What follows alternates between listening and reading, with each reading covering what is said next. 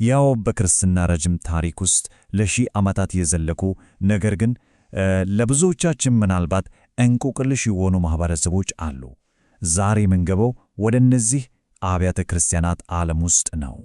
የኦሪየንታል ኦርቶዶክስ አብያተ ክርስቲያናትን ጥልቅ ታሪክና ልዩ ማንነት አብረን እንመረምራለን። እንግዲያው እስኪ በቀጥታ ወደ አንድ መሰረታዊ ጥያቄ እንዝለቅ።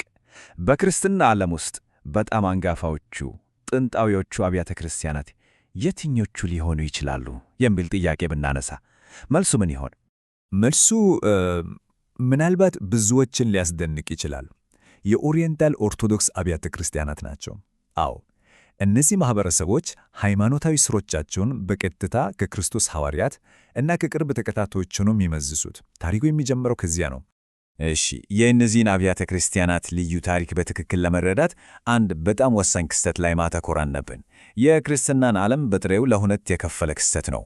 ይኸውም በ451 ዓመተ ምህረት የተደረገው የኪልኬዶን ጉባኤና እሱን ተከትሎ የመጣው ያ ታላቅ መለያየት ነው።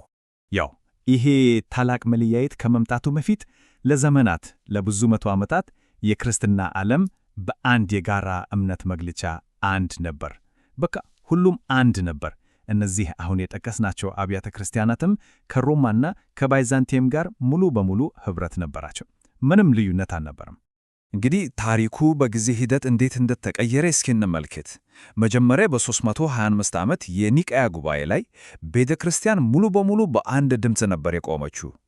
ከዛ በኋላ ደግሞ በ431 ዓመት በኤፌሶን ጉባኤ እንደ ቅዱስ ቄርሎስ ያሉ ታላላቅ አባቶች ይህን አንድነት አስጠብቀው ቆይተዋል። ነገር ግን ከ20 ዓመታት በኋላ በ451 ዓመት በኬልቄዶን የተነሳው ስነ መለኮታዊ ውዝግብ ሁሉንም ነገር ለወጠው። ውጤቱስ ለ1500 ዓመታት የዘለቀ መለያየት። እሺ፣ ታዲያ ከዛ መለያየት በኋላ ዛሬ ላይ ስንመጣስ፣ ዛሬ ይህ ጥንታዊ የእምነት ቤተሰብ በስድስት እህትማማች አብያተ ክርስቲያናት የተዋቀረ እና በዓለም ዙሪያ የተዘረጋ በጣም ጠንካራ ኅብረት ሆኗል። እነዚህ ስድስት አብያተ ክርስቲያናት የትኞቹ ናቸው? እስኪ አንድ በአንድ እንያቸው። አንደኛ፣ የእስክንድርያ ኮፕቲክ ኦርቶዶክስ ቤተ ክርስቲያን አለች።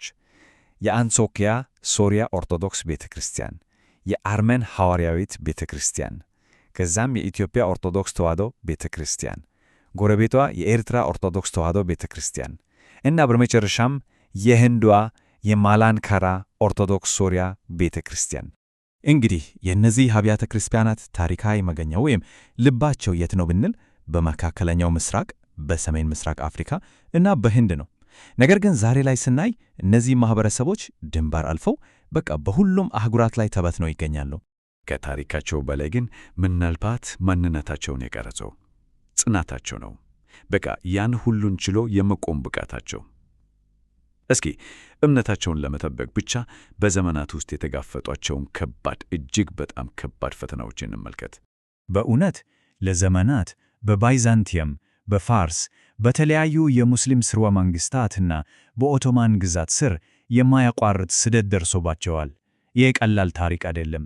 ይህ የመከራ ታሪክ ዛሬም ድረስ በማንነታቸው ላይ፣ በሥነ መለኮታቸው ላይ እንዲሁም በመንፈሳዊ አኗኗራቸው ላይ ማይፋቅ አሻራ ጥሎ አልፏል። ነገር ግን የዚህ ታሪክ ሁሉ አስገራሚው ክፍል መከራው ብቻ አይደለም፣ መታደሱ ነው። የዓለም አብያተ ክርስቲያናት ምክር ቤት እንዳስቀመጠው እስኪ ይህን ስማ።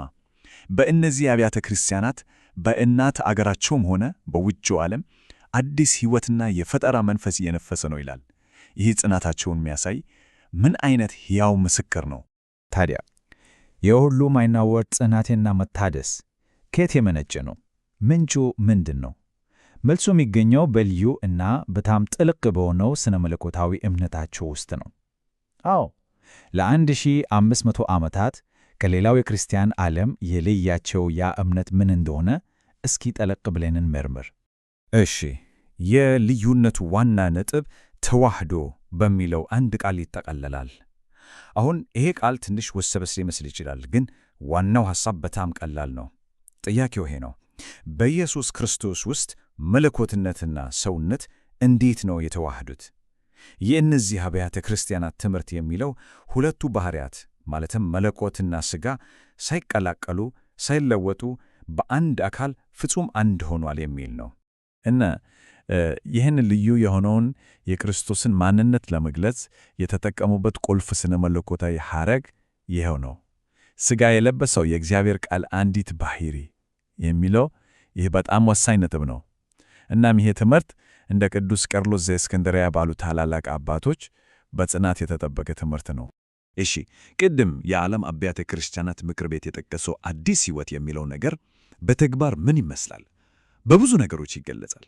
ለምሳሌ በግል የታደሰ ገዳማዊ ሕይወት እናያለን። በሺዎች የሚቆጠሩ ልጆችን የሚያሳትፉ ጠንካራ የሰንበት ትምህርት ቤቶች አሏቸው። በጣም ንቁ የሆኑ የወጣት ማኅበራት አሉ። ዘመናዊ ስነ መለኮታዊ ትምህርት ቤቶች። በቃ እነዚህ ሁሉ የሚያሳዩት ይህ እምነት ዛሬም ሕያው እና በማደግ ላይ መሆኑን ነው። ስለዚህ እንዳየነው የኦሪየንታል ኦርቶዶክስ አብያተ ክርስቲያናት ታሪክ የጥንት ቅርስ ብቻ አይደለም፣ በፍጹም ይልቁንም የመከራ የጽናት እና የማይናወጡ እምነት ሕያው ምስክር ነው። ታዲያ አንድ የመጨረሻ ጥያቄ እናንሳ። ይሄ ሁሉን ያለፈው ታሪክ በፈተና ለተሞላው የዛሬው ዓለማችን ምን አይነት መልእክት ሊኖረው ይችላል?